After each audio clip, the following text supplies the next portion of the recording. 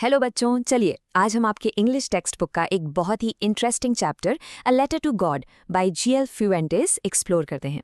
देखो, ये एक बहुत सिंपल फार्मर की कहानी है, लेकिन इसमें फेथ को लेकर, विश्वास को लेकर एक बहुत बड़ा सवाल है। और हाँ, एक माइंड ब्लोइंग ट्विस्ट भी है। So are you ready? Let's get into it. Chapter की शुरुआत ही एक बहुत डीप, बहुत गहरे सवाल से होती है। हम सबसे हमेशा कहा जाता है कि फेथ रखो, विश्वास रखो, राइट?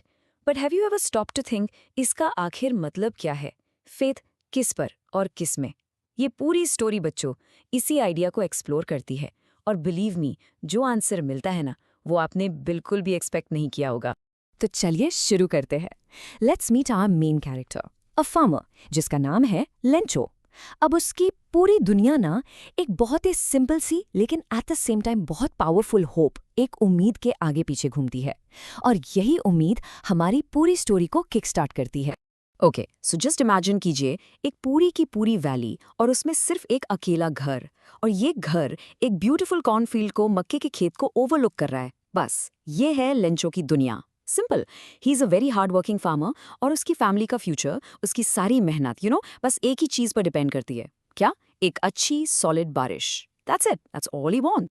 और फिर फाइनली बारिश शुरू होती है and Lencho is just so happy.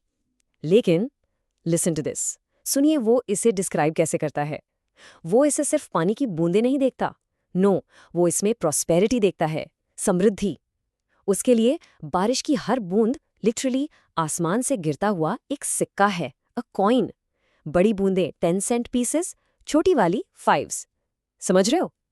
ये उसकी फैमिली के लिए एक बेहतर लाइफ का प्रॉमिस है। इतना ज्यादा मतलब है इस बारिश का उसके लिए। बट जैसे फिल्मों में होता है ना, जितनी जल्दी ये होप आई थी, उतनी ही जल्दी चीजें एक बहुत बहुत डार्क टर्न लेने वाली हैं। स्टोरी का मूड अब ड्रामेटिकली चेंज होने वाला है।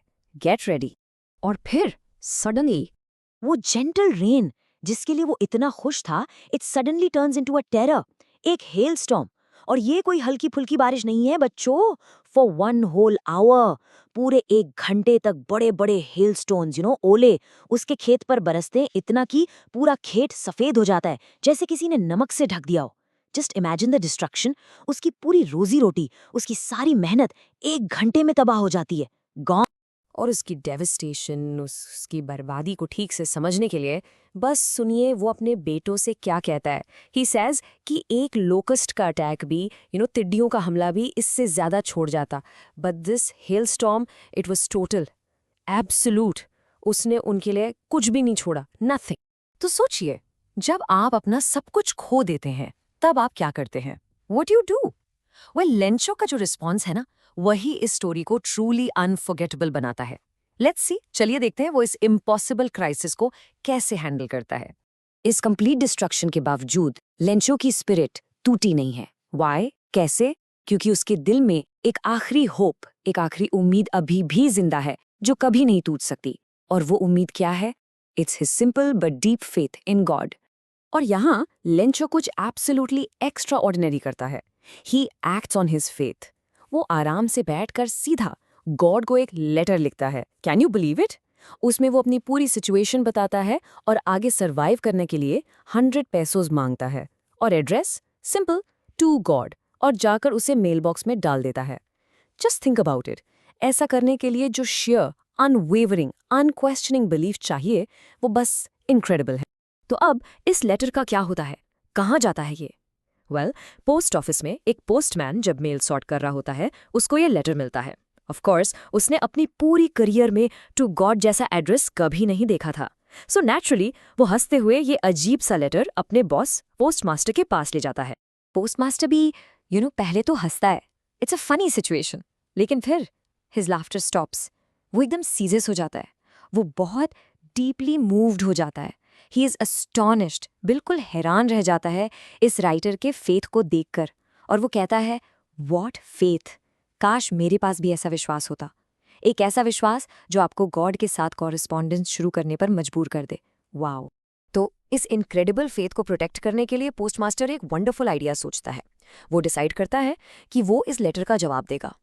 वो पैसे कलेक्ट करना शुरू करता है, अपनी सैलरी का एक हिस्सा खुद देता है, अपने एम्प्लॉयज़ और फ्रेंड्स से भी इस एक्ट ऑफ चैरिटी के लिए कंट्रीब्यूशन मांगता है। टोटल में वो आधे से थोड़ा ज्यादा जमा कर पाता है और फिर वो पैसे एनवेलप में डालकर रिप्लाई को बस एक सिंगल शब्द से साइन करता है, गॉड। ओके बच्चों, अब फोकस कीजिए। हम आ गए हैं स्टोरी के फाइनल पार्ट पर, और यहाँ ये कहानी अपना सबसे सरप्राइजिंग, सबसे शॉकिंग और सबसे थॉट प्रोवोकिंग ट्विस्ट देती है। This is the climax. So the following Sunday Lencho post office वापस आता है और अब उसका एटीट्यूड नोटिस कीजिए। कोई एंग्जाइटी नहीं, कोई डाउट नहीं, जीरो। उसे पूरा 100% कॉन्फिडेंस है कि एक रिप्लाई उसका इंतजार कर रहा है। He is not there to see if there is a letter, no, वो वहां अपना लेटर कलेक्ट करने आया है। That's the level of his faith. तो पोस्टमैन उससे लेटर दे देता है, लेंचो आराम से उसे खोलता है और अंदर पैसे देखता है। लेकिन जब वो उन्हें गिनता है तो वो 100 पेसोस नहीं होते जो उसने मांगे थे, इट्स ओनली 70 पेसोस। अब यहाँ आता है असली शौका। रेडी? लेंचो गॉड से पैसे मिलने पर जरा सा भी, नॉट इवन स्लाइटली, सरप्राइज नहीं होता। क्यों? क्योंकि उसका विश्वास इतना स्ट्रांग है कि उसके लिए ये बिल्कुल नॉर्मल है। Of course God sent the money, but he isn't thankful. वो खुश नहीं है, वो गुस्से में है, एंग्री। But why? क्योंकि उसके दिमाग में God can never make a mistake. तो वो तुरंत एक पेन और पेपर मांगता है और एक और लेटर लिखना शुरू कर देता है। और बच्चों, ये है स्टोरी का फाइनल मोस्ट आयरॉनिक पंचलाइन। वो गॉड को लिखता है कि उसे सिर्फ 70 पेसोस मिले हैं, सो प्लीज बाकी के पैसे भी भेज दें। लेकिन, और यहाँ आता है ट्विस्ट, वो आगे कहता है, बट इसे मेल से मत भेजना। व्हाई? क्योंकि पोस्ट ऑफिस के employees are a bunch of crooks, एक बेईमानों का झुंड है। उसके हिसाब से उन्होंने ही जरूर बाकी के 30 पेसोस चुरा लिए होंगे। और यहीं बच्चों, इस स्टोरी की सबसे पावरफुल फाइनल आयरनी है। Can you see it? जिन लोगों ने इतनी काइंडनेस दिखाकर, अपनी सैलरी से पैसे देकर लेंचो के फेथ को प्रोटेक्ट करने की कोशिश की, लेंचो उन्हीं को अ बंच ऑफ क्रुक्स बुलाता है।